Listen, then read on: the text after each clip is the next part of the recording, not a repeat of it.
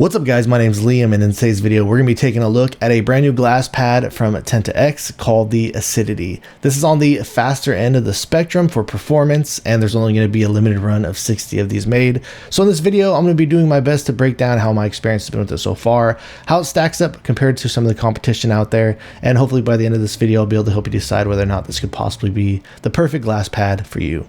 So let's check it out.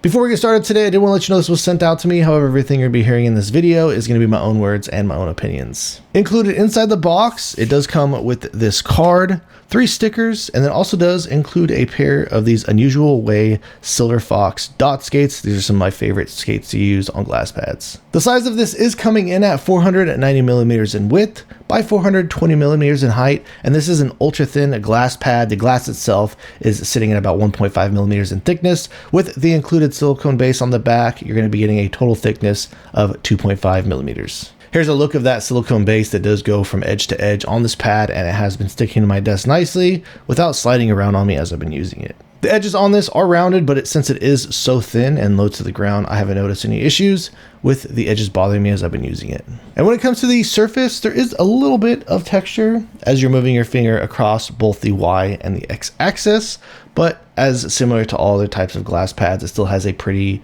smooth feeling to the touch. And like I mentioned in the intro, this is actually a very fast glass pad. It is absolutely on the faster end of the spectrum. And how I feel like this one kind of sticks out from some of the others is I do feel like you get an incredibly low sense of static friction. So with this glass pad, it even almost feels like it could be a little bit more slippery to me at times, though there is still somewhat of a sense of control there if you were to push into it harder, and you're able to get somewhat of stopping power. But like I said, just very quick down here. Even on the dynamic glide, I do feel like the static and dynamic are pretty evenly matched because the dynamic glide on this is just very fast, regardless on what types of skates that you use. The whole time I've been testing this out, I've been using the Silver Fox skates in this video.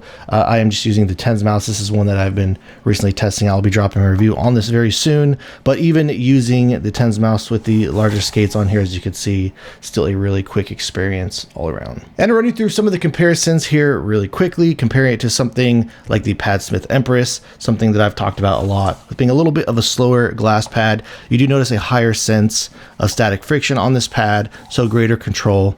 Even the dynamic glide on this is a little slower, where all around the Acidity does have lower sense of static and dynamic friction. So let's go ahead and drop the glide test comparison between both of these. And next up, comparing it to something like the Kazemi. The Kazemi does have a bit of a smoother feeling surface, where like I said over here on the Acidity, you do notice a little bit more of a texture, but kind of the same thing applies over here on the Kazemi. You do have a higher sense of static friction, so you get a little greater control.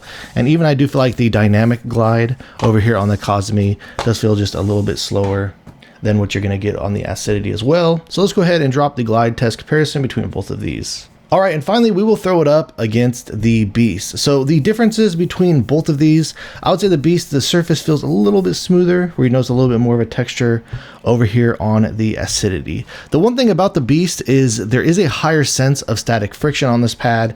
This does offer pretty unique performance, where you do have higher static but a very fast dynamic glide. So going back and forth and testing both of these out, especially when using larger skates, the Acidity is going to feel faster in the static friction, since it does feel a bit more slippery. Like I said, with this one, you just get a little bit more friction there going back and forth, and it feels more controlled. You definitely notice the difference even more so when you're using bigger skates compared to dot skates. However, when it does come to the dynamic glide across the surface, the Beast is still just slightly coming out a little bit quicker on that dynamic glide between both of these, though I would say that the dynamic speed between both of these is somewhat similar. So we'll go ahead and drop the glide test comparison between both of them. All right, guys, so that wraps things up on the Tenta-X Acidity. I feel like they've done a fantastic job with this. I really love how thin it is, and the performance on the surface is really good. Honestly, a little too fast for my preferences with having such a low static friction that you're getting here.